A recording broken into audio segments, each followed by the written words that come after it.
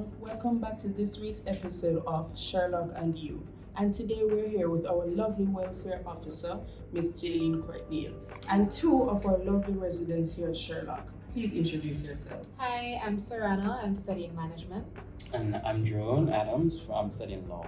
I understood the welfare officer to be just an on-the-call friend that you can reach out to at any point during the semester where you felt as though you were falling behind a bit and you were losing yourself a bit, and that officer would be able to pull you back up. But I've understood now that it goes just beyond being a friendly face on the council, and it's deeper in that, there's mental health assistance and now financial assistance provided. Jerome? Well, similarly to Sarana, I kind of understood the welfare officer to be a kind of, like you said, an on-the-call friend, But now I can see it's a lot more than that, where you actually have to take into account not just the mental state, but the physical health of all the residents on hall, as well as your fellow councillors.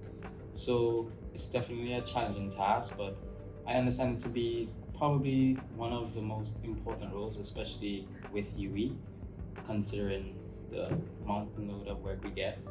So yeah, that's pretty much what I understand it to be. Sherlock's resident mother.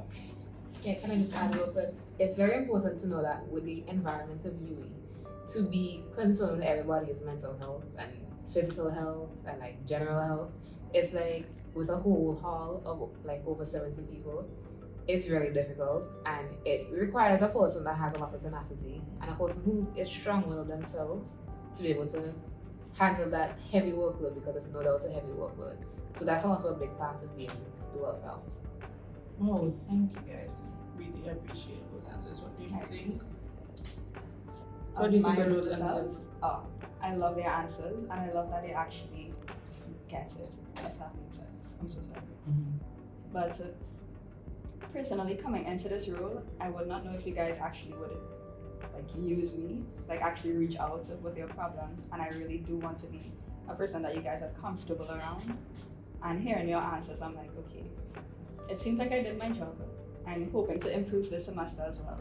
But if you guys could continue to reach out to me, that would be great. And I love these answers.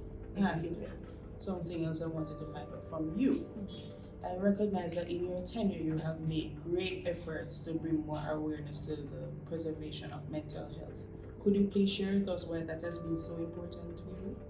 As they said before, UE is extremely difficult when it comes to workload and then wanting to go out with your friends and then just having enough mental time for yourself to get back on track with everything that you guys have to go through.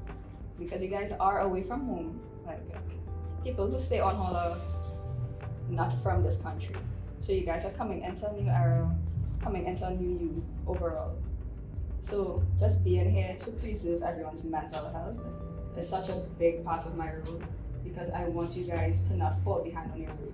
You guys came here for a reason. You guys have to leave with your degree. Not all the time you're gonna feel 100% in what you do. Not all the time you guys are gonna get to go out, and then you guys are gonna get overwhelmed, with the workload that you guys have. And it's only gonna get tougher from here.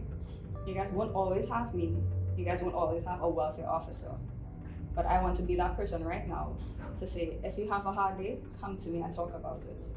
Because not everyone can take on everything by themselves. And I want to be the person you guys have an outlet. So yeah, that's how to preserve your mental health. And so I know, do you have a question you want to ask me? Jenny, what advice would you give to anyone that's looking to be the future welfare officer to take over your tenure? What advice would you give them towards getting more financial assistance for residents in need? I would give them advice on trying to work more closely with your fundraising officer and probably with your deputy hall chair, also with the treasurer. So as such, your fundraising officer, they have little events where you guys go, you patronize, you buy stuff, you bring in income from your residents and from outside of hall. With that, we could put aside some money in the welfare fund. Thank you so much.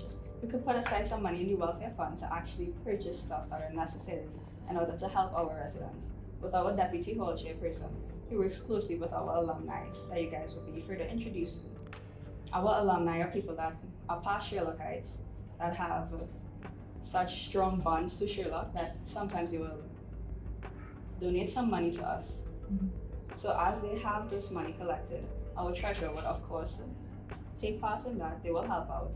And then some money could also be put aside in the welfare fund from our treasurer. So the more money we get is the more helpful we could be to our residents on Hall itself. I'll give them that advice. And Jerome, do you have anything you'd like to find out? How do you, as a welfare officer, take care of the mental health of not only your fellow Sherlockites, but also preserving your own mental health? Personally, I have my counsel. I compartmentalize, but not all the time I will be strong enough to actually deal with my own emotions alongside the emotions of the residents. And I do put my residents first, but I need to know when to make boundaries. And that's something so important that as a welfare officer, you need to know. You need to have your boundaries set. But also, if I do get overwhelmed by my emotions sometimes, I will go to my fellow council members, and they are quote unquote my welfare officers. So that's how we have our council. We are a family. So any problem that I have, I could always feel free to share it with my other council members if I am overwhelmed. Well, that sums it up, guys. So that was our little talk with our resident welfare officer. Thank you for tuning in to this week's episode of Sherlock and You. Bye.